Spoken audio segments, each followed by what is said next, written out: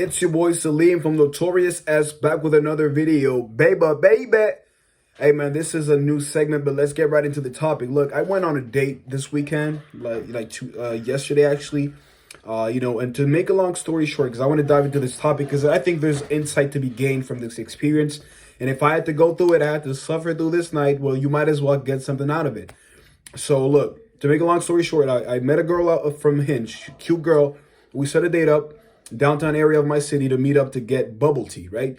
Local area. So we get there. I get into the bubble tea shop. She's there looking, gorgeous and stuff. And we start, spark up a conversation, talk about anything under the sun. The vibe is going great. We're laughing, getting touchy feely. And I already had like the second part of the date planned up, right? So I was like, you know what? Once we're done with the bubble tea part, we're just gonna go down like a street away from where we were already to play mini golf, right? And so we go there. Like I said, everything is getting progressively better. We're having good conversation back and forth, talking about music, endeavors, what we want to do in the future, plans, where we want to go, travel, all these things, as though we've known each other forever, right?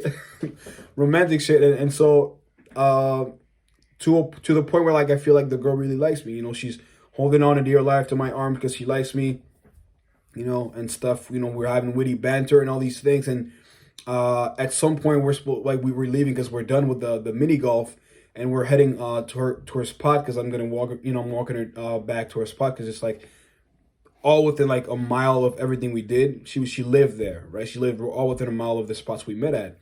And so once we go back, and let me preface this, like she's a law major, opinionated as can be. And so she starts talking about like feminine energy, masculine energy, the current landscape. And she asks a question about Andrew Tate. And let me preface this by saying I did not go there, bruh. I'm not dumb. We don't talk politics. We don't talk current social media, dating things, landscape in real life, bro. We don't do that. But she really, was talking about that. And in hindsight, I should have just said, you know what? Who's Andrew Tate? Oh, the bald guy? I don't know that guy. Yeah, I just saw him on TikTok. I don't really know him like that.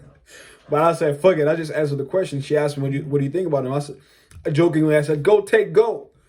But she re-asked, oh, for real, what do you think about him? So look, I said, look, as much as like there's things that he said that's like they're really crazy, I think that a part of his rhetoric is not bad because he talks about like self-improvement and self-betterment for young men, which is something that's like not even recognized or addressed by a lot of social media platforms or like media platforms at all, right? I said, you know what, for that reason only, I think he should not have been deplatformed. I think people deserve to speak their minds because that's why we get like constructive conversations and back and forth between different parties, and is when everybody gives their take, and we get to get to a consensus. We get to elevate the quality of the conversation. And when I say that all the good talk, all the tension, all the flirtiness, and the witty banter was thrown out the fucking window the second I said, or I seemed, or dared to agree or to support or even endorse such a cruel and evil individual as Andrew Tate, bruv, this is an understatement. She went from looking at me with bubbly eyes, like I was Don Juan, nigga, to looking at me like kind of throwing knives with her eyes because she wanted to kill me, dead ass. And to me, let me say this. What a generation, because we claim to be in defense or in support, or to say that we like inclusion, we like diversity of color, cultural diversity, thought diversity. And this is more so the liberal side, which it was even mentioned on her profile, which I did notice before. Such an unaccepting person of my ideals, even though they were based on tangible, like logical stuff. It wasn't, I didn't pull it out my ass, like it made sense. And the moment I flipped because I didn't agree with what she said, and she was trying to make me bow down to her mindset, which I refused, because if you can't give me a logical justification for why you don't like somebody or like what I'm saying, then if that's too bad, so sad for you, because your boy ain't moving. You understand? And so that's what happened. And it's like, this really sad because So not only do are we like such a confused generation, we have a lot of hurdles, a lot of things in our path, like most generation. Let's not act like we're victims. We have to like through the whole dating part. By the way, I'm talking about men's issues in this part. My man, we got a few matches. Out of the matches, some of them start, we spark up conversations which most likely will not finish because after 2, 3 messages, you won't get an answer no more from the girl. And then you have to set up a date, right? Which might be flaked. You might get flaked on. And when she pulls up to the date, you got to pray to God that she looks like what the fuck she said she looks like. She's not 25 pounds heavier than what she put or something, right?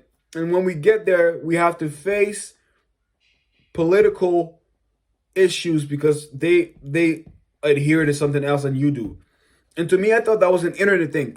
On God, I thought like people disagreeing or hating or loathing or not liking one another because somebody likes or adheres to a certain way of thinking was an internet thing. I'm dead ass. I don't know, bro. I'm just not around these type of people that much. I didn't think it was an actual thing. But after that, I was like, shit, that's a real thing. Because to me, a lot of the things you might see, like they come from the States, and I'm in Canada, I'm in Montreal, and we don't always, like, we don't talk about the same things, or we don't resonate with everything that the Americans talk about or see or do. So I was like, nah, that's not, like, that's over there, bro. That's the States. Like, that's their problem, right? But then, like, being faced with that experience, I was like, God damn. Like, that's literally a thing. And I'm not gonna beat around the bush, but like coming to that realization just makes you kind of step back and look at the situation like, okay, shit, though. So that's another thing that we have to worry about when it comes to the modern dating or like dating as a Gen Zer.